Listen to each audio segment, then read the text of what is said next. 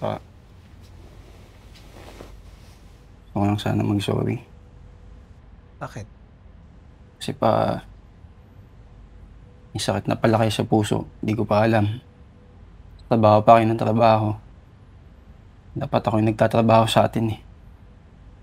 Nak, hindi kita obligay na kahit ano. Kaya naman gawa ng paraan eh. Pa, nagkakasakit ka na nga. Gusto ko naman makatulong sa atin pa. Hindi ka naman nagkakaganyan. Na kahit kalahati ng obligasyon ng buhay ko, hindi ko ipapasa sa'yo. Pa, wala ka namang ipapasang obligasyon sa akin. 5 anyos na ako, matanda na ako. Hindi mo naman ipapasa sa akin lahat eh.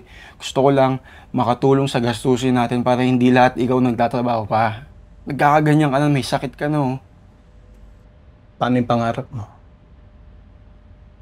Hindi ko na nga alam pa kung kaya ko pa eh. Nawawala na ako ng pag-asa, parang hindi talaga para sa akin to. Nak, huwag manghina yung loob mo. Tandaan mo na, suportado kita.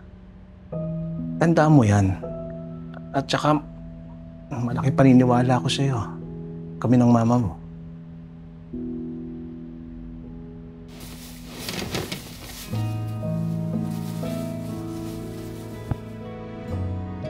Tuloy mo lang yung pangarap mo.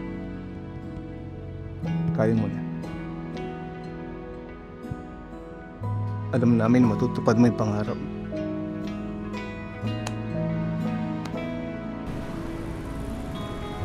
May orders pa po kayo? Isa pa, no? Yung muffins.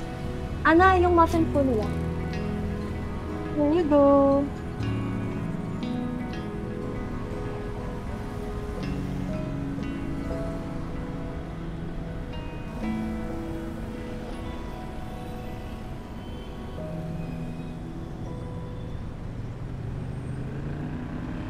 Buti naman naisip mo pang magpakita.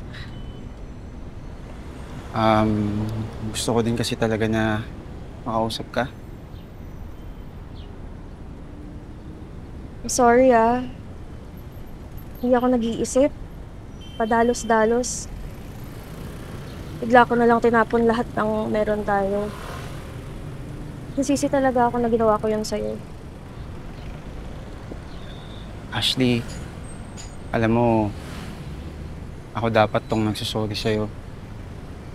Kakahabol ko sa passion, sa pangarap. Nakalimutan ko na ikaw nga pala yung dahilan kung bakit ako nangangarap. Pero naiintindihan ko yung desisyon mo. Hindi ako nagdamdam. Kasi sabi ko nga sa'yo, nandito lang ako para sa'yo hanggang dulo.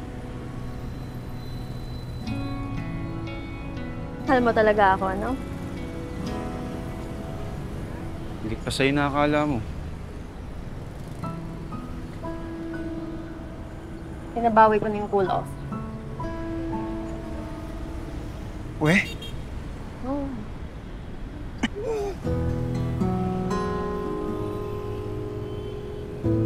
Irog. Meron pa bang piling sa inyo? Kita mo to. Papasa sana ako ng resume kung kaya pa. Mag-apply sana ako ng barista.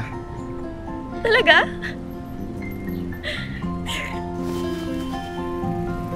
Sige, pakilala na kita kay Miss Leslie para ma-interview ko na agad. Sige na! Sige. Tara, babe. Miss Leslie! Dito ka lang, Okay.